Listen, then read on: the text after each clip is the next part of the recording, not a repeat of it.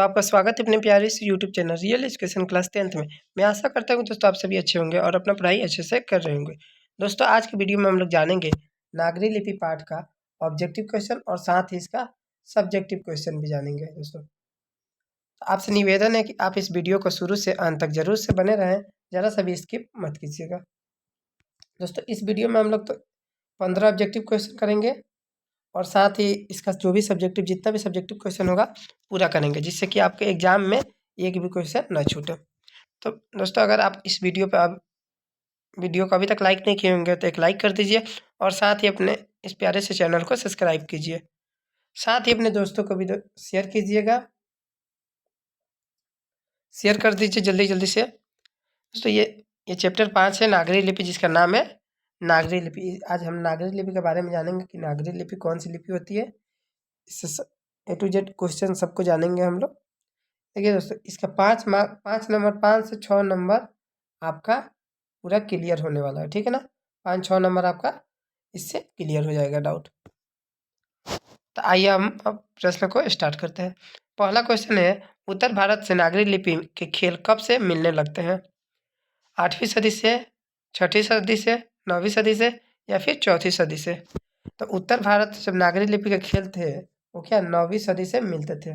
Option C आपका क्या हो जाएगा, राइट आंसर, सही उत्तर हो जाएगा। आइए प्रश्न संख्या 2 को देखते हैं। नागरी लिपि के आरंभिक खेल कहाँ से मिलते हैं? पूर्वी भारत से, पश्चिमी भारत से, दक्षिणी भारत से, दक्षिणी भारत से? तो ये जो मिलते हैं नागरी लिपि के प्रारंभिक खेल मतलब शुरू के खेल, क्या दक्षिणी भारत से मिलते हैं। Option C is the right answer. प्रश्न संख्या 3 है, देवनागरी लिपि में मुद्रण के टाइप कब बने? जो मुद्रण था उसका मुद्रा का टाइप कब बने? 2 सदी पहले, 2 दशक पहले या फिर 20वीं सदी में, 11वीं सदी में? तो ये जो थे वो 2 सदी पहले बने थे। ऑप्शन ए आपका क्या हो जाएगा, सही उत्तर हो जाएगा। आइए प्रश्न संख्या 4 को देखते हैं। हिंदी भाषा की लिपि है ब्राह्मी लिपि, रोमन लिपि, देवनागरी लिपि या फिर गुरुमुखी लिपि? तो हिंदी भाषा की कौन सी लिपि है? देवनागरी लिपि है। Option C is the right answer, आपका सी सही उत्तर जाएगा। प्रश्न संख्या 5 है, गुणाकर मूल्य का जन्म किस राज्य में हुआ था? गुणाकर मूल्य जी जो थे इसके लेखक, उनका जन्म किस राज्य में हुआ था? बिहार में, उत्तर प्रदेश में, महाराष्ट्र में या फिर मध्य प्रदेश में? तो गुणाकर मूल्य जी का जो जन्म हुआ था वो कहाँ हुआ था? महाराष्ट्र में। हम लोग फुल स्टोरी वीडियो किए थे, उसमें महाराष्ट्र बताया गया था ना। दोस्तों अगर आप अभी तक इसका सारांश यानी कि फुल स्टोरी वीडियो नहीं देखे होंगे तो लिंक डिस्क्रिप्शन में है, अभी से जाके देख लीजिएगा। लिंक डिस्क्रिप्शन में हम दे दिए हैं, आप जाके इसको फुल स्टोरी वीडियो को देख लीजिए, आपका पूरा डाउट क्लियर हो जाएगा। आइए आगे बढ़ते हैं। प्रश्न संख्या 6 है, गुणाकर मूल्य की प्रारंभिक शिक्षा किस प्रदेश में हुई थी? इसका ऑप्शन है नगरीय में, ग्रामीण में, उच्च स्तरीय में या फिर इनमें से कोई नहीं। तो गुणाकर मूल्य की जो प्रारंभिक शिक्षा हुई थी वो क्या ग्रामीण में हुई थी। Option B is the right answer, आपका सही उत्तर हो जाएगा। प्रश्न संख्या 7 है, नागरी लिपि के निबंधकार है मैंने इसके लेखक कौन है? गुणाकर मूल्य जी, रामचंद्र शुक्ल, अमरकांत या फिर रामविलास शर्मा? जो नागरी लिपि के लेखक हो जाएंगे वो कौन हो जाएंगे? गुणाकर मूल्य हो जाएंगे। Option A is the right answer. प्रश्न संख्या 8 को देखते हैं। नागरी लिपि गुणाकर मूल्य के किस पुस्तक से लिया गया है? अक्षरों की कहानी, अक्षर कथा से, अक्षर ज्ञान से या फिर भारतीय लिपियों की कहानी? जो नागरी लिपि लिया गया है वो किससे? भारतीय लिपियों की कहानी से लिया गया है। Option D is the right answer.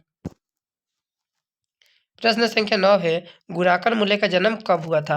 1935 में, 1835 में, 1936 में या फिर 1836 में? दोस्तों देखिए हम बताया था ना आपको, भारतीय रिजर्व बैंक ऑफ इंडिया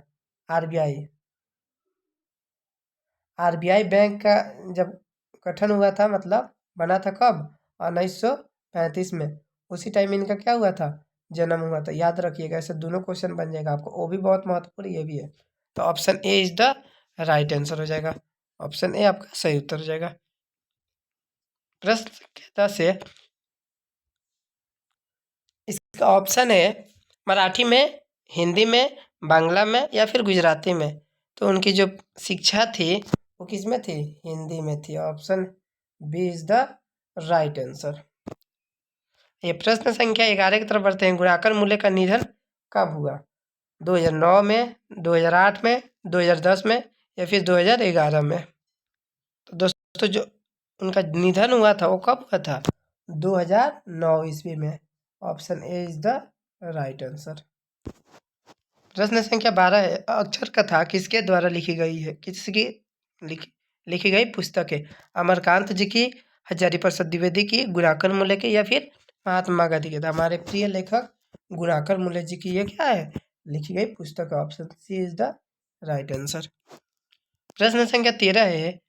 मूल्य जी ने मिडिल स्तर किस भाषा की पढ़ाई की? गुजराती, संस्कृति, मराठी या फिर इनमें से कोई नहीं? तो जो मिडिल स्तर पे वो किए थे वो कौन सा भाषा था? मराठी भाषा था। Option C is the right answer. प्रश्न संख्या 14 है। अक्षरों की कहानी किन की रचना है? अनामिका की, गुणाकर मूल्य जी की, हजारी प्रसाद द्विवेदी जी की या फिर इनमें से कोई नहीं? तो अक्षर कथा कहानी किन की है? गुणाकर मूल्य जी की। Option B is the right answer. प्रश्न संख्या 15 को देखते हैं। नागरी लिपि की इस विधा की रचना है? कहानी, निबंध, उपन्यास या फिर संस्मरण? तो ये जो है वो कौन सी विधा है? निबंध है। Option B is the right answer. दोस्तों ये आपका 15 ऑब्जेक्टिव क्वेश्चन थे जो आपके बोर्ड एग्जाम के लिए बहुत महत्वपूर्ण है। इसमें से आपके 2-3 क्वेश्चन आपको बोर्ड एग्जाम में देखने को मिल जाएगा आपके 2026 बोर्ड एग्जाम में। आपका 2-3 नंबर मानिए इस वीडियो से क्लियर हो गया। आपको बताइए 5 मिनट में, मात्र 5 से 6 मिनट में आपका 2-3 नंबर क्लियर कर दिए हम। और आप 5-7 मिनट टाइम देते हैं तो आपका 5 नंबर 6 नंबर क्लियर हो जाएगा। क्योंकि 2 क्वेश्चन आपके इस सब्जेक्टिव में रहेंगे इस चैप्टर से, तो आपका 5-6 नंबर क्वेश्चन क्लियर हो जाएगा इससे। दोस्तों आप अभी तक लाइक नहीं किए होंगे तो इस वीडियो को लाइक कर दीजिए और अपने दोस्तों के पास जल्दी से शेयर कर दीजिए। जल्दी से शेयर कर दीजिए जिससे कि आपके दोस्त सभी भी बोर्ड एग्जाम में जो हम लोग का टारगेट है 450 प्लस का, उसको वो भी अचीव कर पाए। जल्दी से आप लोग शेयर कर दीजिए और लाइक शेयर कर दीजिए। चलिए आइए तब तक सब्जेक्टिव की तरफ देखते हैं।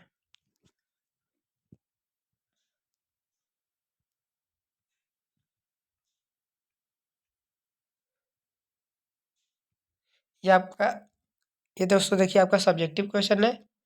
चैप्टर ये आप याद रखिएगा, ये चैप्टर कौन सा है? 5 है जी। थोड़ा सा मिटक गया। चैप्टर 5 है जिसका नाम है नागरी लिपि और इसका इस टाइम आप लोग आप सब्जेक्टिव क्वेश्चन करेंगे। इसमें से आपका 2 क्वेश्चन आएगा 2-2 नंबर का। तो 2 गुणे 2 बराबर कितना हो जाएगा? इक्वल टू 4 नंबर इसमें का और 2-3 ऑब्जेक्टिव, मतलब 6-7 नंबर आपका पक्का है, आएगा ही आएगा इस चैप्टर से। आइए हम बढ़ते हैं अपने क्लास की तरफ, आगे देखते हैं सब्जेक्टिव क्वेश्चन को। आपका प्रश्न संख्या 1 कर रहा है लेखक ने किन भारतीय लिपियों से देवनागरी लिपि का संबंध बताया है? क्वेश्चन क्या कर रहा है कि लेखक ने किन भारतीय लिपियों से देवनागरी लिपि का संबंध बताया है? आइए इसका उत्तर देखते हैं। लेखक ने गुजराती, बांग्ला और ब्राह्मी लिपियों से देवनागरी लिपि का संबंध बताया है। लेखक कौन कौन से? लेखक गुजराती, बांग्ला और ब्राह्मी लिपियों से देवनागरी लिपि का संबंध बताया है। कितना आसान है। आइए प्रश्न संख्या के 2 की तरफ देखते हैं। देवनागरी लिपि में कौन कौन सी भाषाएं लिखी जाती है? दोस्तों इसको तो मतलब वीवीआई आप मान लीजिए। 1 मिनट दोस्तों, ये जो प्रश्न संख्या 2 है क्यों आ जा रहा है बार बार? ये जो प्रश्न संख्या 2 है ये बहुत ही वीवीआई क्वेश्चन है दोस्तों, बहुत ही। तो ये 3 वीवीआई क्यों लिखा जा रहा है? बहुत ही वीवीआई है दोस्तों, ठीक है ना। देवनागरी लिपि में कौन कौन सी भाषाएं लिखी जाती है पूछा गया है। देखिए देवनागरी लिपि में मुख्यतः नेपाली, मराठी, संस्कृत, प्राकृतिक और हिंदी भाषाएं लिखी जाती है। देखिए दोस्तों सिर्फ इतना लिख दीजिएगा तो आपका 2 नंबर क्लियर हो जाएगा। ये प्रश्न संख्या 3 को देखते हैं हम लोग। नागरी लिपि के आरंभिक खेल कहाँ से प्राप्त हुए हैं? उनके विवरण दें। उत्तर देखिए। विद्वानों के अनुसार नागरी लिपि के आरंभिक खेल विद्य प्रत्यय के नीचे के ढक्कन प्रवेश से प्राप्त हुए हैं। क्या कहा? विद्वान के अनुसार नागरी लिपि का प्रारंभिक खेल विद्य प्रवर्तन के नीचे ढक्कन से प्रवेश हुए, विद्वानों के नीचे ढक्कन से प्रवेश हुए हैं। प्रश्न संख्या 4 है, नागरी लिपि कब एक सर्वदेशिक लिपि थी? आपका क्वेश्चन है, नागरी लिपि कब एक सर्वदेशिक लिपि थी, मतलब सभी देशों में बोले जाने वाली लिपि थी। देखिए, ईसा की 8वीं 11वीं सदियों में नागरी लिपि पूरे देश में व्याप्त थी, मतलब बोले जाने वाली थी। अतः उस समय यह एक सर्वाधिक लिपि थी। कब थी वो? 8वीं और 11वीं सदी के बीच में। प्रश्न संख्या 5, देवनागरी लिपि के अक्षरों में स्थिरता कैसे बनी है? कैसे आई है, कैसे बनी है? तो करीब 2 सदी पहले पहली बार देवनागरी लिपि के टाइप बने और इसमें पुस्तक छपने लगे। इस प्रकार देवनागरी लिपि के अक्षरों की स्थिरता बनी आई है। ठीक है ना दोस्तों? आइए प्रश्न संख्या 6 को देखते हैं। उत्तर भारत में किन शासकों को प्राचीन नागरी का लेख प्राप्त होते हैं? तो विद्वानों के विचार हैं कि उत्तर भारत में मिहिर भोज, महेंद्रपाल आदि गर्जन प्रतिहार राजाओं के अभिलेख पहले नागरी लिपि में लेख प्राप्त होते हैं। प्रश्न संख्या 7 है, गुर्जर प्रतिहार कौन थे? गुर्जर प्रतिहार कौन थे? आइए इसका आंसर देखते हैं। गुर्जर प्रतिहार, विद्वानों का विचार है कि गुर्जर प्रतिहार बाहर के भारत में आए थे। ईसा की 8वीं सदी के पूर्वार्ध वे अंतिम देश में इन्होंने अपना शासक स्थापित किया और बाद में कन्नौज पर भी अधिकार कर लिया था। मिहिर भोज, महेंद्रपाल आदि प्रख्यात प्रतिहार शासक हुए। प्रश्न संख्या 8 देखते हैं। ब्राह्मी और सिद्धम लिपि की तुलना में देवनागरी लिपि की मुख्य पहचान क्या है? क्या पूछा? ब्राह्मी और सिद्धम लिपि की तुलना में नागरी लिपि का मुख्य पहचान क्या है? आइए, गुप्त काल की ब्राह्मी लिपि तथा इसके बाद की सिद्धम लिपियों के अक्षरों के सीटों पर छोटी आदि लकीरें या छोटे ठोस त्रिकोण, लेकिन नागरी लिपि की पहचान मुख्य यह है कि इसके अक्षरों के सिरों पर पूरी लकीरें बनी जाती है और यह सिरों रेखाओं के उतनी ही लंबी रहती है जितनी कि वह अक्षरों की चौड़ाई होती है।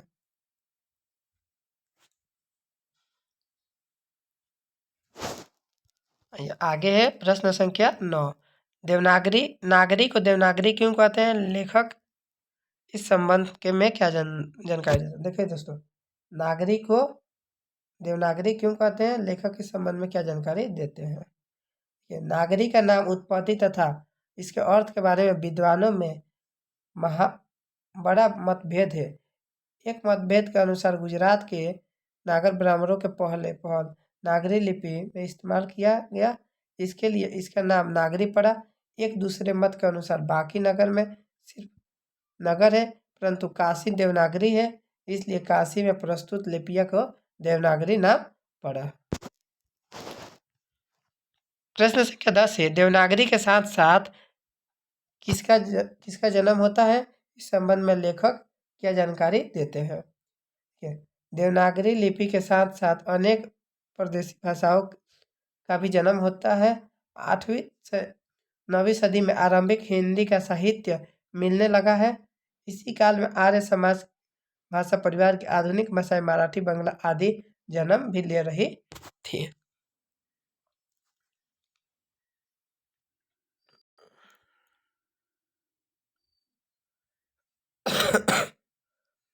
आपका प्रश्न संख्या 11 है, नंदी नागरी किसे कहते हैं? किस प्रसंग में लेखक इसका क्या उल्लेख किया है? उत्तर, लक्ष्मी पार्षद की यह कहानी है। लिपि देवनागरी लिपि कहलाती है। कोंकण के सिलहार, मानखेड़ के राष्ट्रकूट देवनागरी या तथा यादव तथा विजयनगर के शासकों के लेख देवनागरी लिपि में है। पहले विजयनगर के राजाओं के लेखों को भी देवनागरी लिपि के नाम से भी जाना जाता था या दिया गया था। प्रश्न संख्या 12 है, नागरी की उत्पत्ति के संबंध में लेखक का क्या कहना है? पटना के नागरी का क्या संबंध है? लेखक ने बताया। यह मान्य है कि नागरी लिपि किसी नगर अर्थात किसी बड़े शहर से संबंधित है। सही बात है। पान पाटलिपुत्रम नामक एक नाटक से जानकारी मिलती है कि पाटलिपुत्र अर्थात पटना को नगर के नाम से पुकारते हैं।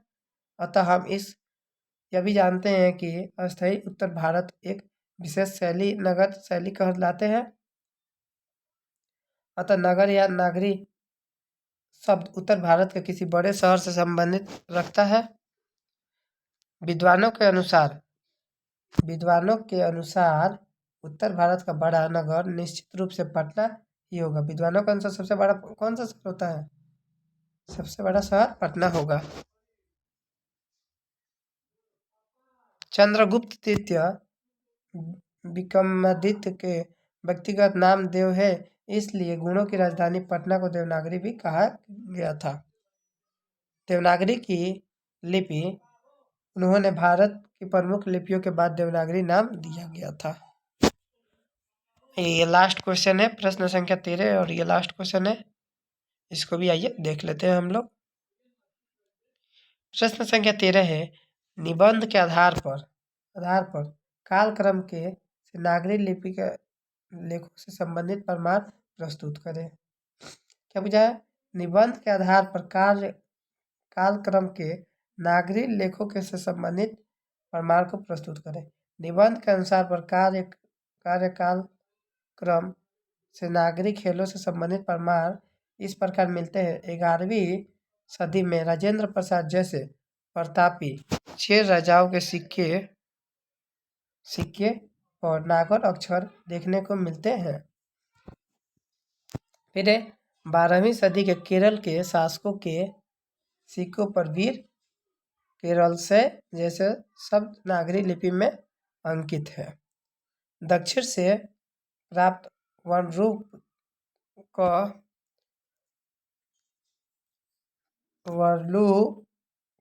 का परियम तापक्रम भी नागरी लिपि में 9वीं सदी की है।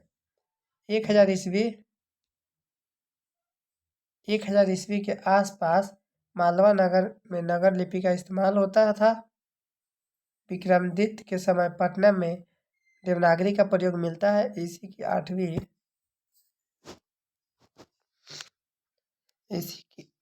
देखिए आगे है, इसी की 8वीं से 11वीं सदियों में देवनागरी लिपि के पूरे भारत में व्याप्त था। 18वीं सदी में दोहाकोस की तिब्बत से जो हस्तलिपि मिली है वह नागरी लिपि में है।